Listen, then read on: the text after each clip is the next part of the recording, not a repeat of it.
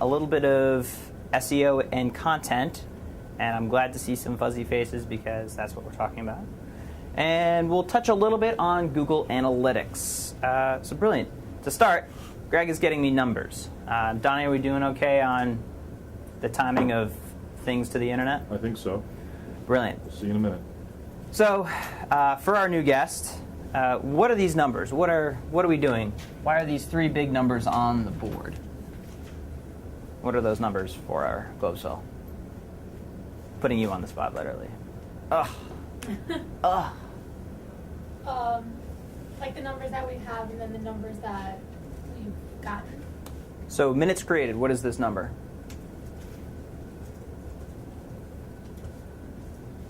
You can phone a friend. Phone a friend. Ah, you got phoned. What is this number? That's like the content of people like with videos. Exactly. This is all the stuff we created. We're creating it right now to now. Right now. Now. Right now. Now. Right? In 1 week, this is what we created. All time, we've created 3,595 minutes. Well, now it's probably more like 3,596 minutes. 7 minutes. Seven minutes. Short minute. Oh, real short. 8. 8. That's even short. Every week we're keeping track of this. So this is one of our key performance indicators. We've focused in and said, this is what we care about. What is this one? Minutes watched. The amount of minutes that people have watched of the minutes we created. Does you watching me right now count? I'm physically in the space in which the minutes are created, so no. So what is this counting? People who go to the site and watch, like people going into lunch. Gotcha, right? These are people that are watching our content on YouTube, on Ustream, on whatever the medium may be.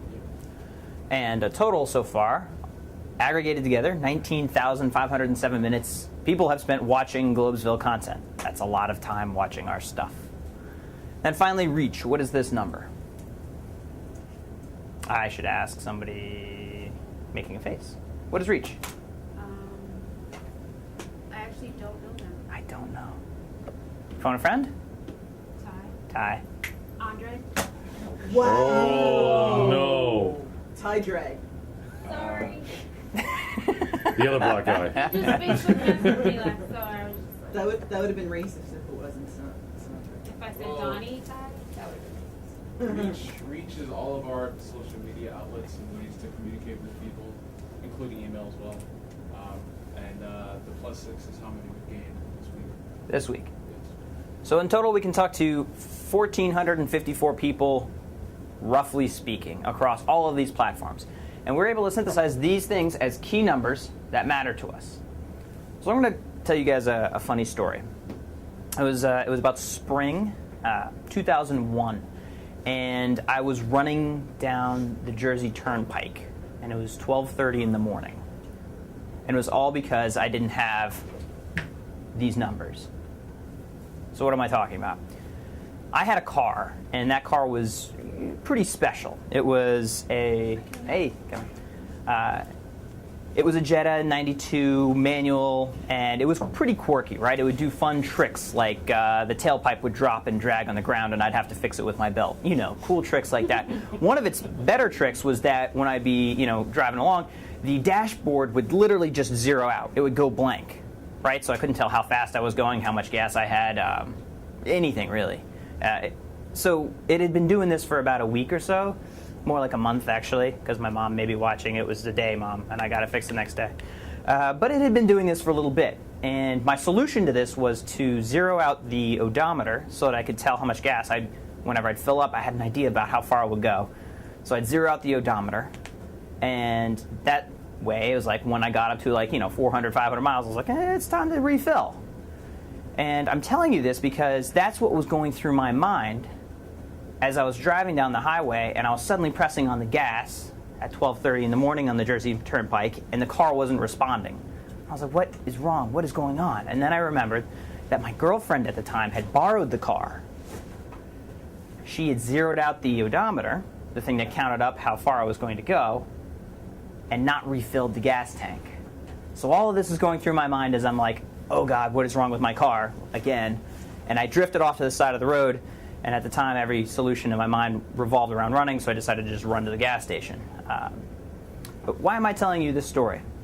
It's because I didn't have one of these, a dashboard. It had zeroed out. The car wasn't that great. And because I didn't have these, I couldn't tell how I was doing. I couldn't tell, for instance, how much gas I had. I couldn't tell how fast I was going. And therefore, I crashed on the side of the road. Didn't crash, slowly pulled off over to the side. And so we distill what is otherwise a very complex organization. Zoom in. Do you have that sheet open? Yep.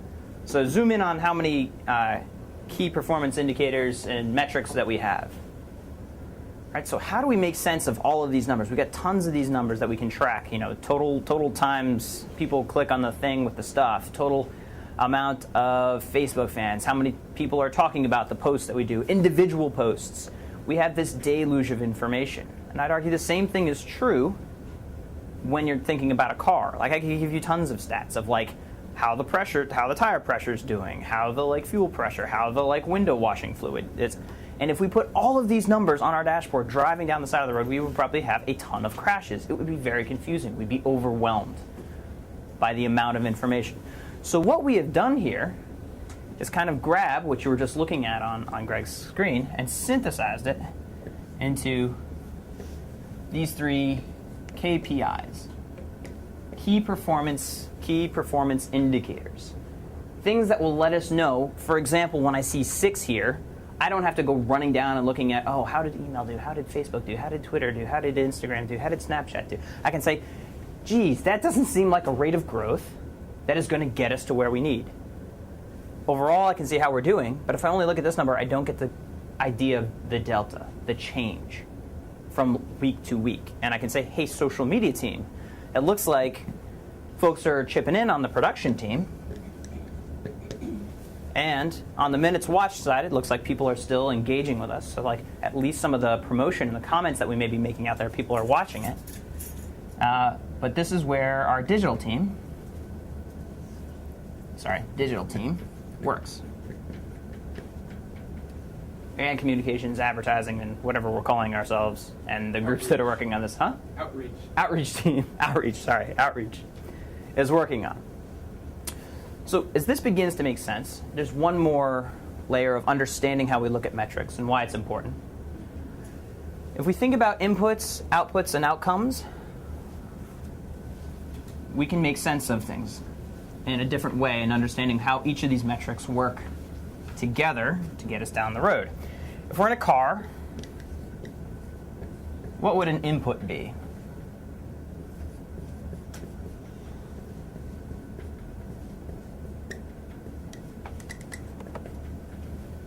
What would an input be?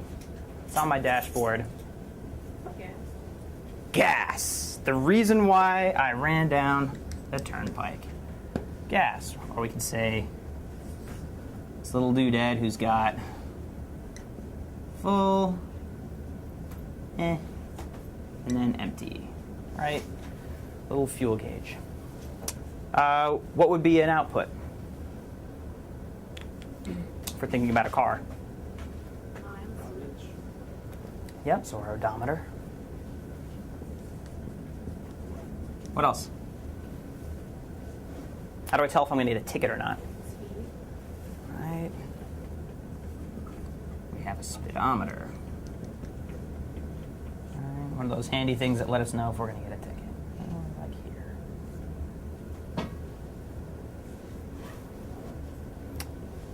With regard to the input, output, and outcome, these numbers we could continue down. We could continue down into how much oil do you have? How much, window washing fluid? But if we're really trying to stay focused on our outcome, which was the goal of that day for me, was to drive home from Pennsylvania to New York, the outcome was to get home safely and on time.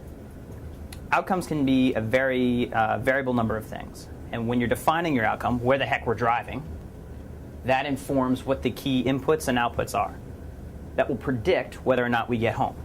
And so if our gas, a key input, is 0, we're never going to get to the outcome we want. Let's look at our goals here with this lens. What would you say minutes created? Which of these things is that?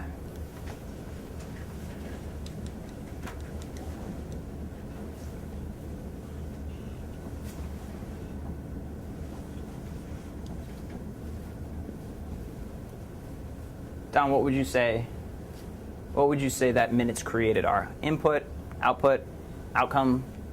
They're output. Those are outputs. Okay.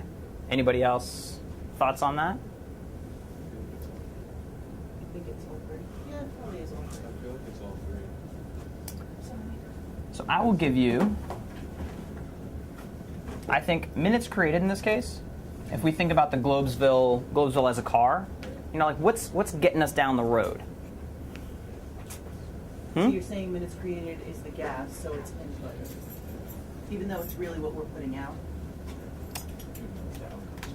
Technically, it is probably both, but to simplify it, in my analogy here, I do agree that this is one of our outputs, but also, as we're dividing it up, we realize that it's probably mostly the biggest input, because if we don't have that, what happens to this number? Nobody watches. Nobody watches us. There's nothing new. Why would people watch us? And so that it's like our car runs out of gas and pulls over on the side of the road.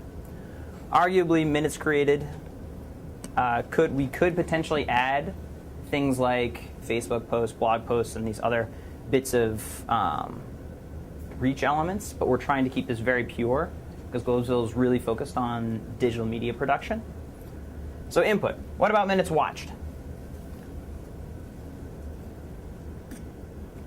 Oh, I should say, what's the ultimate goal of Globesville? What the heck are we doing? Viewers. We need viewers. Viewers, but like why?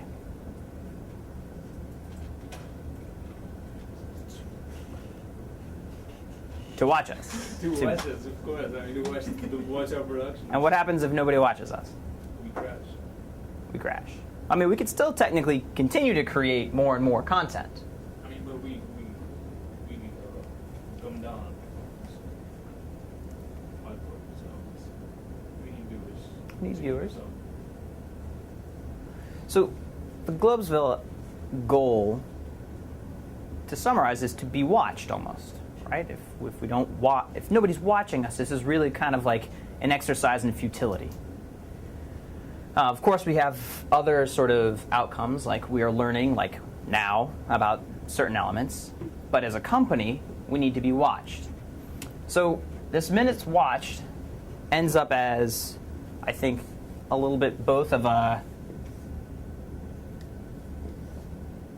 outcome and output. One of our goals is truly we want to be watched, but it's also an output, things that we are producing are this content. And what about reach? Where does that go? Don, what do you think? Why do you keep picking on me? I don't know, because I never pick on you. Somebody else. I'm picking on you. I don't feel like What is reach? Where does reach go? Where does reach go? Yeah. Outcome. Our outcome is to get a higher reach. Well, the reach that we get is the outcome of the input and the output. What do you guys think? I agree.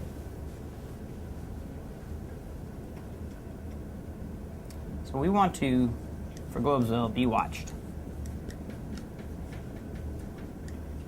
So let me put it this way. If this number, instead of 1,454 people, Don, was 14 million people, but this number was 0, would we have achieved our outcome of being watched? You just told me that was the outcome. What? What do you mean? Why'd you shake your head? Because for the reach, it doesn't, like, they're not actually watching it when it comes down to reach. That's only minutes watched. So it doesn't count. Doesn't get us technically to this goal. It is a part of it. And so you can argue, and that brings us to an output or also an input. We need viewers. You said it yourself, right? It's kind of almost like our gas. So I'm purposely doing this to confuse you, but also to get us really thinking about how all the parts work together to get to our ultimate goal, which is to be watched.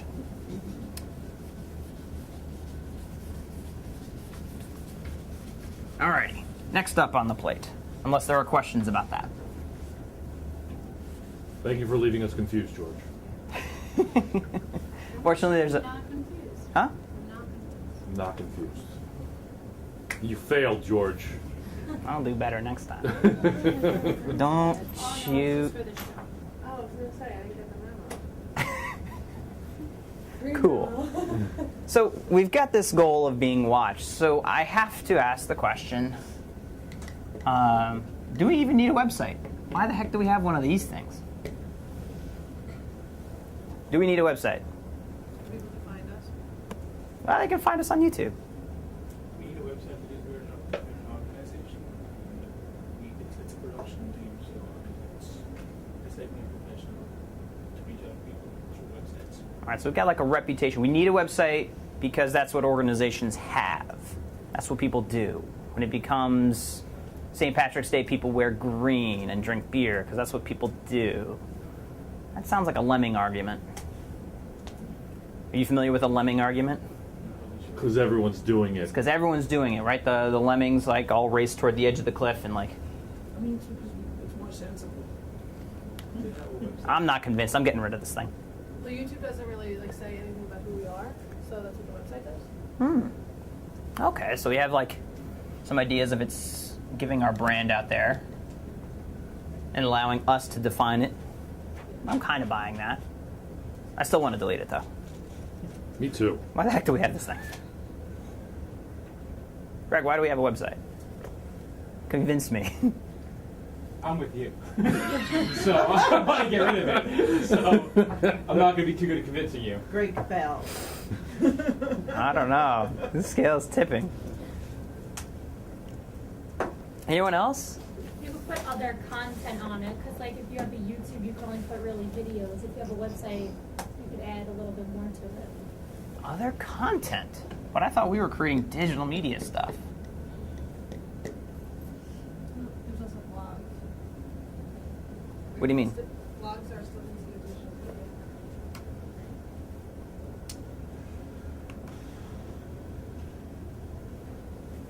I give you that, right? That's under here, blogs. And we can blog about digital media, multimedia. What happens when we do that? What happens when we create a blog post? Maybe I'll get some viewers, readers, How? interest people, keywords, something that's relevant to them. Keywords. So we just went from we're making posts, It's like a way for people to find us, though. a way for people to find us. I'll run with that. So people can find us, and more people can find us if we have a website. One of those reasons everybody creates a website, because the new way that people find things is by search. So these pretty little chart over here is actually Globesville's traffic, and for the past month, 337 people have found us through that website. 337 people that otherwise would not have found Globesville and would not have contributed to potentially our reach and our minutes watched. Because YouTube is counting whether or not it's on youtube.com or if it's on our website that people decide to watch our videos that have been embedded. You're familiar with embedding videos? You have the embed code. It means you can put it in to a website, you can put it into blog posts, and it's portable in that way. And so when you're creating this content, it's kind of creating the keywords that are relevant to our videos in a second way with content around that allows people to find us. 25% of that number of 337 of these people actually found us through organic search. We can actually tell where the traffic came from using Google Analytics. Who here is familiar with Google Analytics? Woohoo! Juan, what the heck is Google Analytics? Google Analytics help us tell how many people visit the website, from if they come in from Facebook, Twitter, YouTube, and how many unique visitors we have, and stuff like that. Why is that important? Because we want to know who's visiting and how many people are visiting, so we can tell if we're inputs and outputs. We can tell if we're being successful or not. We can actually see what's going on. So in the 70s, 80s, and early 90s, thereabouts, there was these things called magazines, and even before that. Follow me on this. Magazines and newspapers. People would read these. That was a good one. So turn to your favorite article in there. Have you read the whole thing? No? Questlove's awesome, by the way. He's got some good articles on music in there. Anywho, what Tyandre is doing here. Tydre. We call him Tydre. So you read that article, you went back, now close it. Wired has no freaking clue that you just read that page. We're talking about the dark ages of analytics, right? I can't freaking tell what he read. I can't tell which article in there was actually valuable.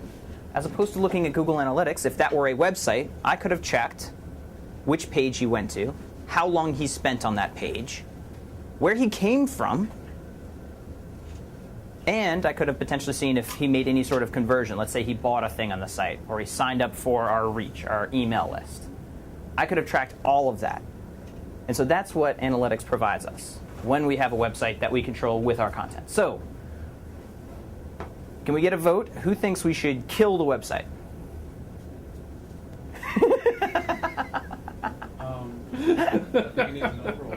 Okay. Who think we shouldn't have a website at all? I'm gonna put it in fire. Actually, that's what I'm gonna do. Okay. Who thinks we should have a website? I think we should, but like revamp it or the layout. Okay. So we got some vote. We need a website. Why do we need a website?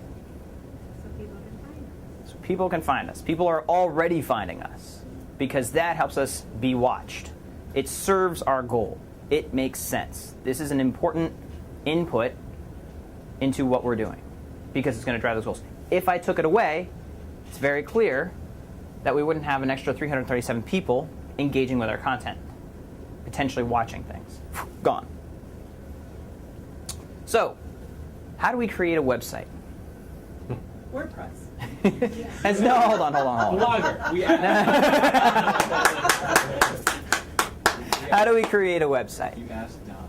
Ask Don. Ask the tech guy. Has anyone here ever been part of like a whole like from scratch? We need to build a website type of overhaul. Does digital media tools count? I don't understand.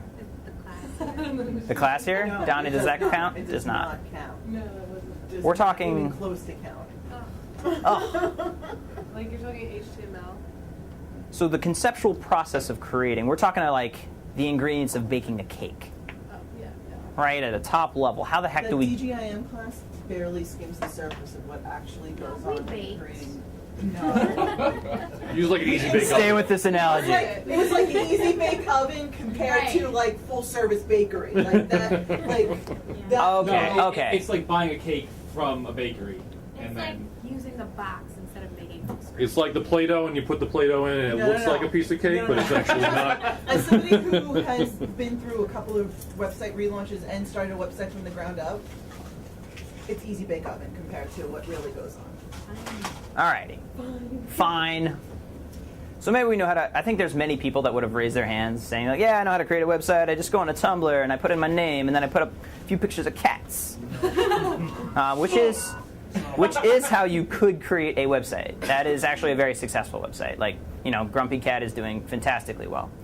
Anyway, how do we actually go and create something of a higher tier professional website? How do we do it with a group of people, which makes it things more difficult? Every new person you add is another person in the sort of like decision engine, which crashes the tank sometimes.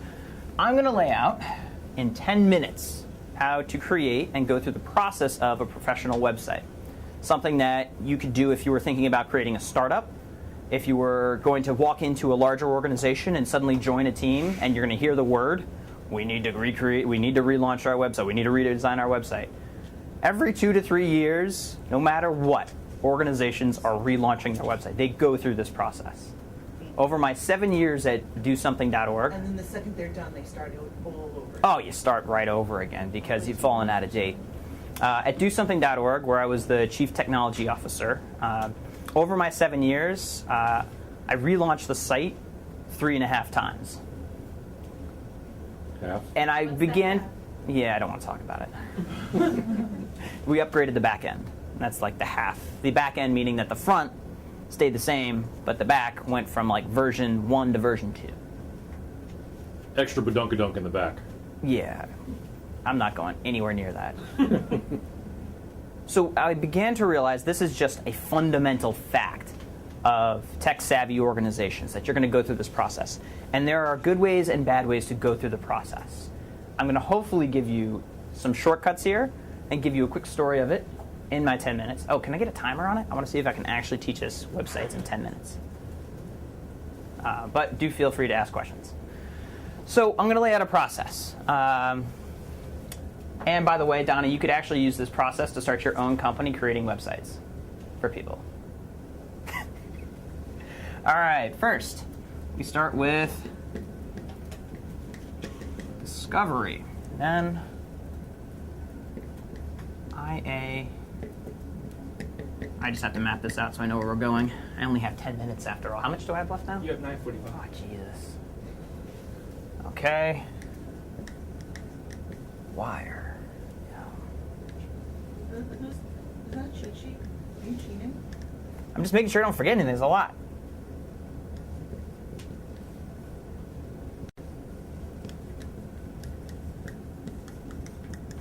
I think it's important to see the entire runway. And then we go.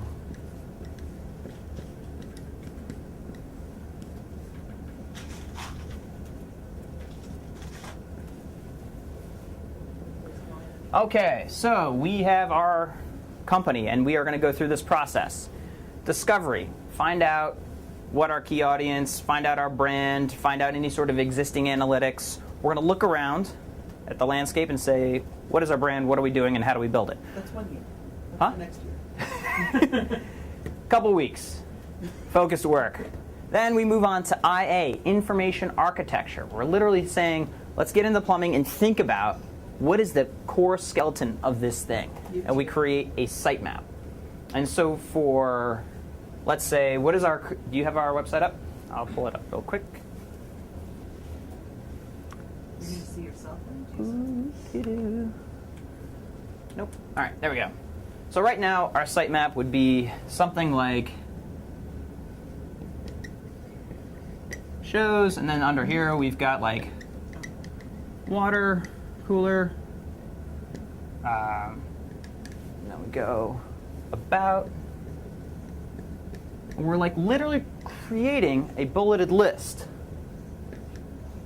of things that are on our site and what's going to go in them. So we can map out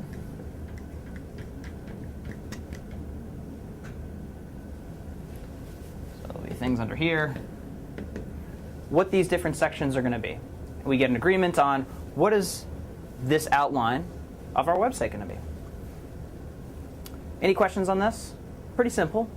We make notes on what we're thinking. We can look at competitor sites.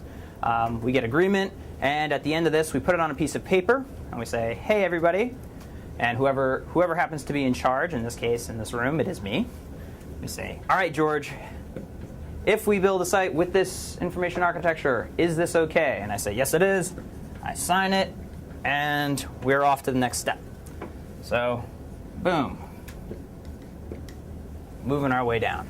All right, we created this outline. We had discussions about what the sections of content are going to be, and of course, you'll realize when you have those conversations, they can become a little bit more complex. But if we go,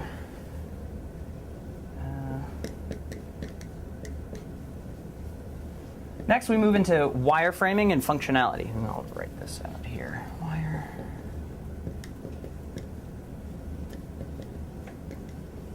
Wireframing. What is wireframing? What does it sound like? It's just a rough sketch of what the website layout is going to look like. There's no real graphics. Why didn't I just go ahead and just start designing? I'm so close. I know what my information architecture, my sitemap is. 'Cause you need I to see lay pretty everything sites. out. You need to lay everything out for people to see for approvals. Just saying something isn't the same as a visual of what it's actually going to. Fine. Let's do it your way. Wireframing. Exactly that. It's like I'm doodling out a hand-drawn, and there's other things like tools called Balsamic, or you can use other online wireframing tools that just let you draw outline pictures of things. And the goal here is we're going to create something that gets us to start to visualize that raw sitemap that we had created before. So we can get one of these doodads, and we can say this rotates, and this is our email. And then we want actually this area for content and this area for Don't social. forget about logo and button placement on the Oh screen. my. And then we have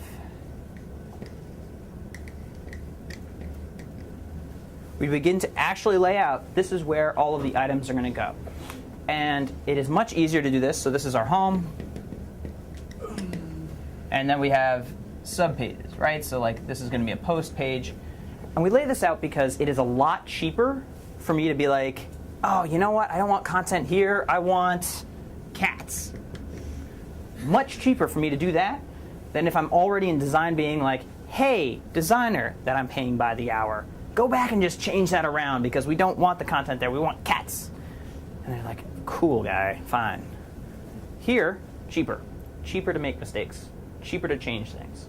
And that is this whole game. It's cheap and easy to change things at this point. I'm going to show you a chart at the end of why I'm obsessing about this. All right, so we have this. We have our cat section. And at the end, we go to George and I say, George, if we build this site like this, with these things in this way, and you can actually create online things that would let me click around, would this be aligned? I'd be, sure is. And I sign it, and you have your piece of paper, and we're almost there. From here, this is a great point to have a deeper discussion on functionality. You've got a functional list that we've created in Discovery, which means, again, a bulleted list of things that you can do on the website. And you just tell it from the perspective of the user. You tell people stories. How am I doing on time? You have 3 minutes and 51 seconds. Oh, yeah, no problem. That's a big problem. We're coming up with a functional list. What can people do? As far as people can watch our videos. People can sign up for our newsletter. People can read our articles. The admin team can create posts. We can tag things. Very basic, just using English to describe a functional list of things so that when we get into development and we give it to the tech guy, he's like, all right, I can do these things. You said this in English, and I'm going to make sure that users can do these things. In this process, as you go through it, we're very visual creatures, and we're going to come up with a lot of, ooh, yeah, I forgot. We also want the, like, spin the wheel. What is that? Oh, it's our new toy. Whatever it may be, we can come up with this, and we can prioritize functionality. And we can say, these things, such as this video and the social and the email, these are critical to launch, right? We need these things. They're must-haves as opposed to nice-to-haves, like the cat section and the spiel and spin the wheel of fortune. Want to come in? Okay. We were just going around telling our most embarrassing stories. What is your most embarrassing story? This doesn't count. It's embarrassing. Every day is embarrassing. Okay. So When I had fallen 11 times on ice. You gotta tell the camera. In a single day. Wait, what happened? I had fallen one day. In a single day, I've fallen 11 times on ice. Really? And I didn't hurt nothing. Was it recently? And that was really embarrassing. I'm with you on that. During these days. metrics, man. Metrics matter. Because All right. I know the martial arts free fall, so I didn't hurt nothing, but I had fallen 11 times. Awesome. Professional faller. All right. And there you have it. That's what happens when you show up late.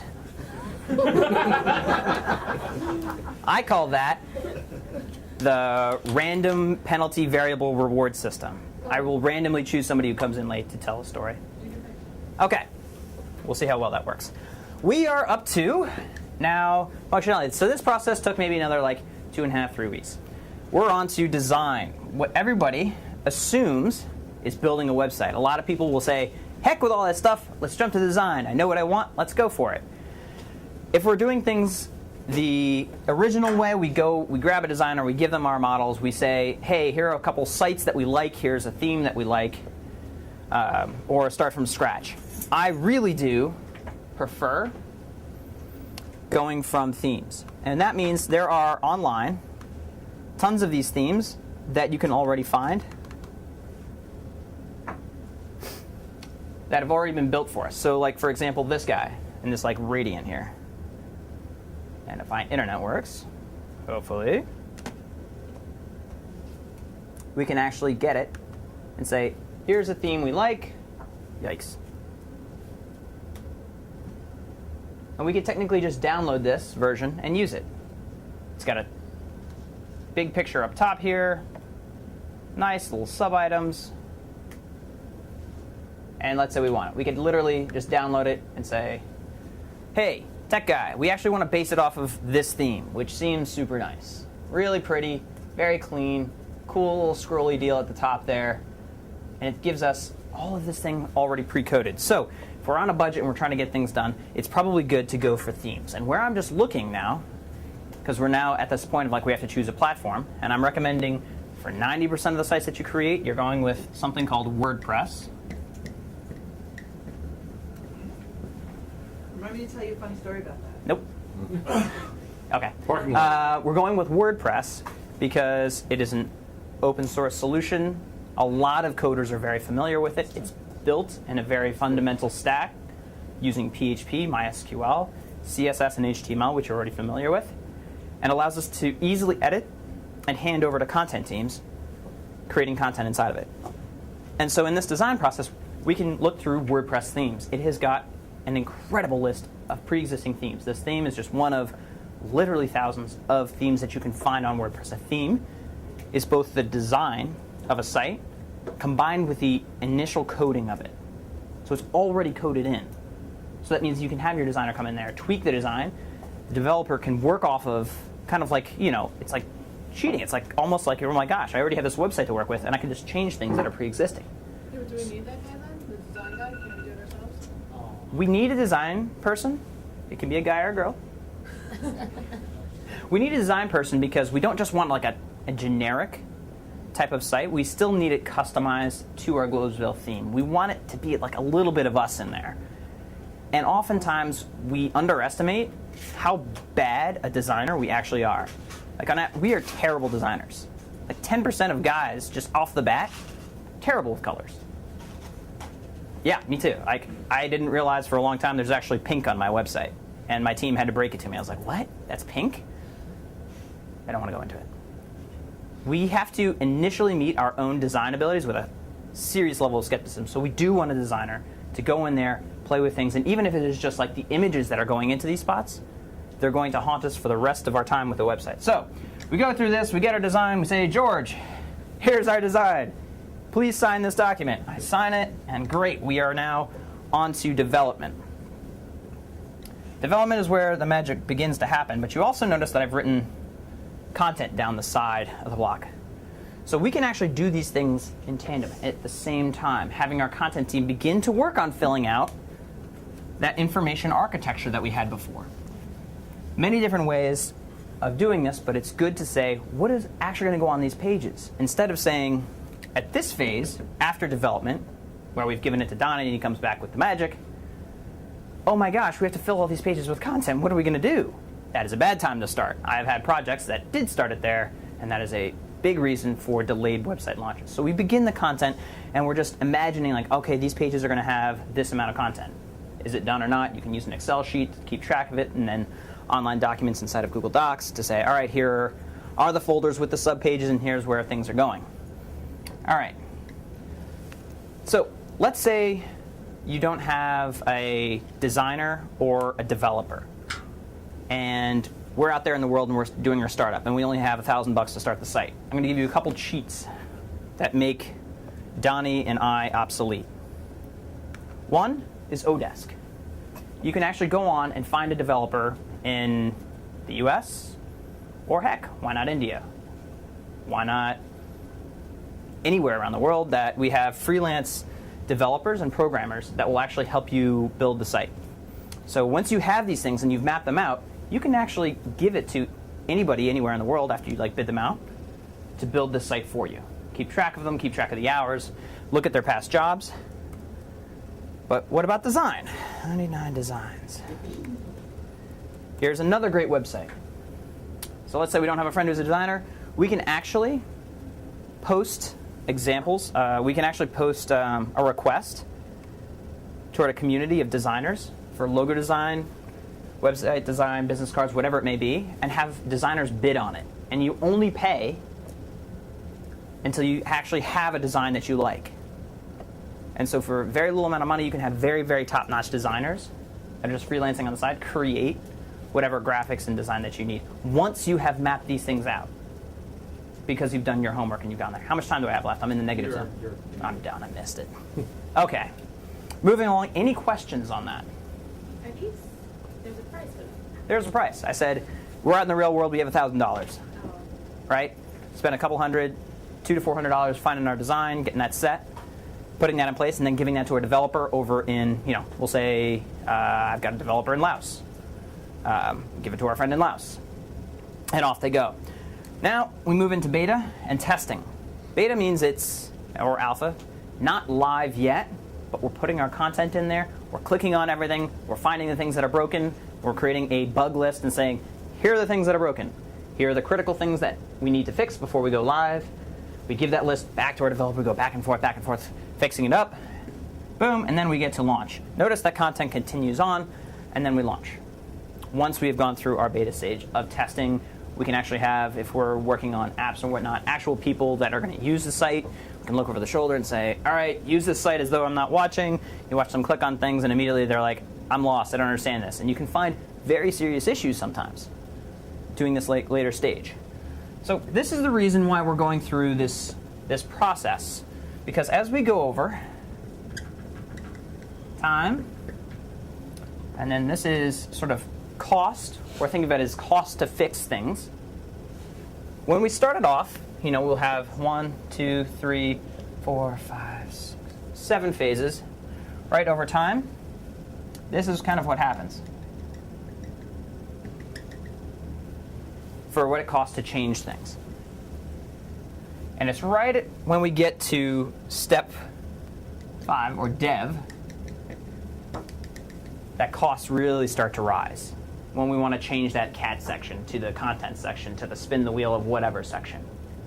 And this is exactly the time where you do not want changes, because it'll cost all of that. If we want to go back and say, oh, we don't want to build it this way, we want to build it that way. And that's why you're having whoever the powers may be sign off on these critical points, even if those people are you. Avoid making changes there, because you realize that the steeper investment, right? We've hired that person in, they already launched the site, and you're like, oh, I want to change this. Bad time to do it. Any questions on this process? Hopefully, this will come in handy. You'll be like, oh my gosh, I can't believe my organization's doing a web redesign. What was that class I was in? I'm going to go back and look at it real quick. Trust me, this will come up again, and when it does, please send me an email if you remember this moment right now. Send me an email and say, George, help. If you follow that plan, it'll be slightly less painful. One final thing on the design process, something important. If I play a video on here, let's see what happens.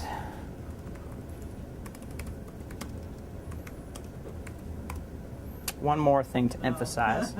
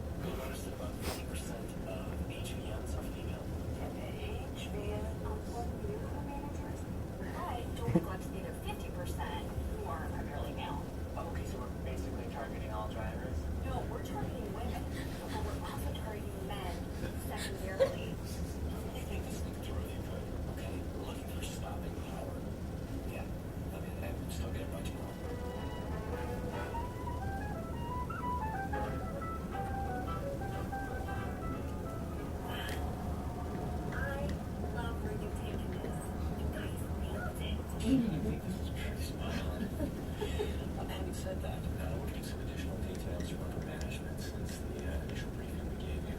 I think we have the opportunity to make this piece a little harder. The main message is still to stop communication, but we're also going to need to include personal safety cues, any appropriate rightfully legal, and our partner logos.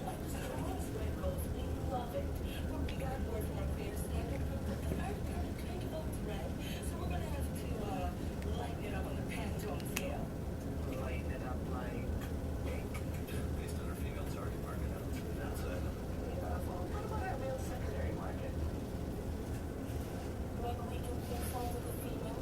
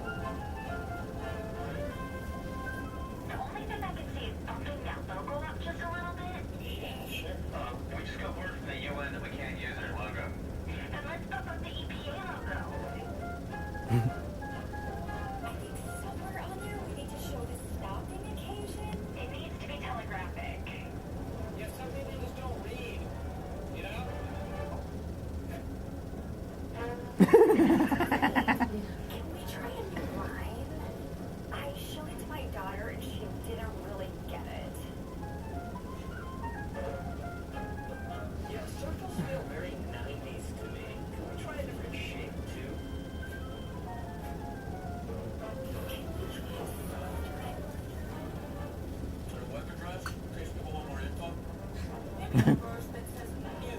If it doesn't make it too busy. I keep imagining a line of cars stacked up at the intersection.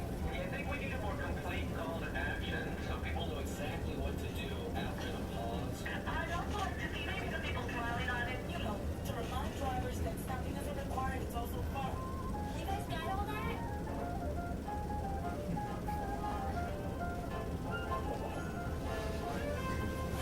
I have to say, I think you finally got it. You guys did an amazing job of fitting all of our suggestions in on one side. Can you throw together a look of success for a selling meeting this afternoon? And that's how it all comes together, guys. I mean, if I were at that intersection, I'd stop. Me too. I don't see how anyone could. Let's get these things printed and out the door.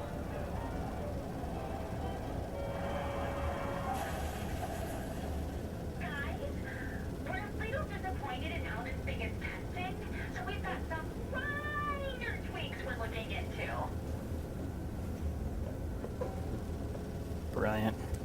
All right, why did I show us this video?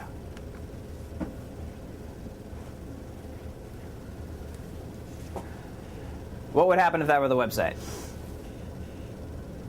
It wouldn't do so good at all. It wouldn't do that well at all, would it? You want to grab the video up in there? All right, so this is just to emphasize, right, as we're moving up this amount to cost, right, as that guy was working in the background with like a group of decision makers, there wasn't a single decision maker, and the group was getting larger, as you could see. More of these ideas, groups of people design very poorly together. Committees are great for saying go left or go right. They are bad for collective brainstorming. And so when you have a group, have this video just running in the back of your mind. Say, hey, it'd be great if we had options to choose from when we got to this point. And making sure that when we got to expensive points in a process, expensive either in time or amount of time invested, that you've already had the proper buy-in along the way to say this is the direction we're going. And when it comes to design, Donnie, what does that stand for? Keep it simple, Smarty. Smarty, thank you. Keep it simple, right? Every additional stupid logo and thing that was brought there detracted from the stopping power and stopping moment of that sign. Just as the same way of adding more things onto a website just to fill the space is a poor way to go about it, because when in fact we're thinking about design, what should we design for first, Donnie? What should we design for first? Yeah. In any website or our website? Which device should you design Oh, mobile, for? yeah. Mobile! Mobile. Thing we always forget. This screen is quickly becoming the first screen, not the second screen. We think of web design as something for that outdated piece of technology there, when in fact, this is very quickly, for YouTube 50%, for Facebook 60% of their overall traffic. Which means that if they're redesigning, they're like, desktop what? We focus on mobile. And on mobile, that designing a stop sign is all the more important because you have to get right to the core point of your freaking site in a short amount of time. Okay, so that brings us to any questions. Any questions at all about why we need a website in this process? So right now, for Globesville, I think we do have a site that is working. It is great. The things that we're going back and forth about are really on the admin side, some of the design maybe, that we have to update. Created about a year ago. It is mobile friendly. But one of the things that I'd want to bring to the class is, just to start, getting us to a dev site, right? Getting to a dev point in the process where we can see a WordPress backend and professionally understand how to manage a site like that. What does it look like? So that when you get into the working world, someone says, hey, can you update the website? And you go in and you're like, oh gosh, what is this? This isn't Dreamweaver at all. We've got practical experience in dealing with WordPress. So what we're going to try to go through the process of is kind of expedite the IA to dev phase, which means we need to pick out some themes that we like for Globesville. Anyone who wants to be on this sort of team that's going to get us to just a private dev site, it's not going to launch, I just want the experience of going through it. Anyone who wants to be on the team for moving this process through, this is in addition to whatever else you're working on. Talk to who's going to, Don, you're going to lead that? I'll be done. We actually have a question From the audience, from the universe? Yes. All Are right, there any universe. key design principles of a mobile page? Key design principles of a mobile page aside from KISS. So just if you look up Luke Robowski and mobile first design, he is far smarter than I am in this. But fundamentally, what you want to do is think in the same way that a newspaper thought of above the fold. Your fold in a mobile device is so much smaller that you have to think about tricks of compressing the mobile, so your logo, and then classic kind of design here, using this sort of as a menu, using the hamburger. This is becoming the sort of accepted standard for menu. And then when this menu comes, having that slide out and allowing you to actually navigate the page is what Facebook has begun to create as a standard. And Facebook I consider as the gold standard, I'd say, of mobile web. So looking at that and looking at what experts do that are the people that you respect that are working. And the other thing is to make sure that it loads quickly, something that is often overlooked. So if you have a slow loading site and it takes more than 3 to 4 seconds to load, you're going to lose about 40 to 50% of your audience. I'll also add one more thing, which I think a lot of people forget, is that when you're on a mobile device, you're not clicking with a cursor, you're touching with your finger. Yep. So instead of having little buttons that you have, like in the Globesville site, you have the little shows button, little about thing, then you have your little cursor you can hit.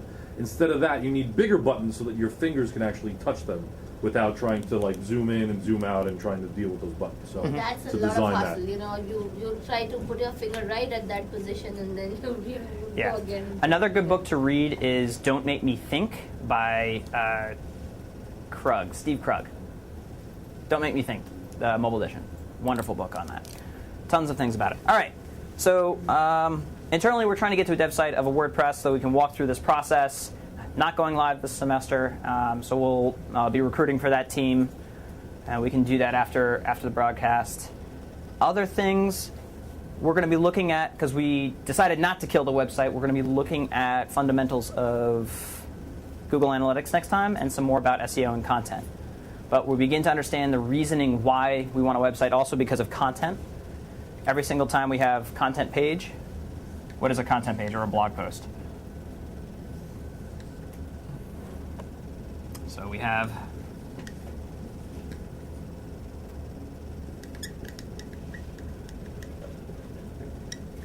our website built and we can finally create content,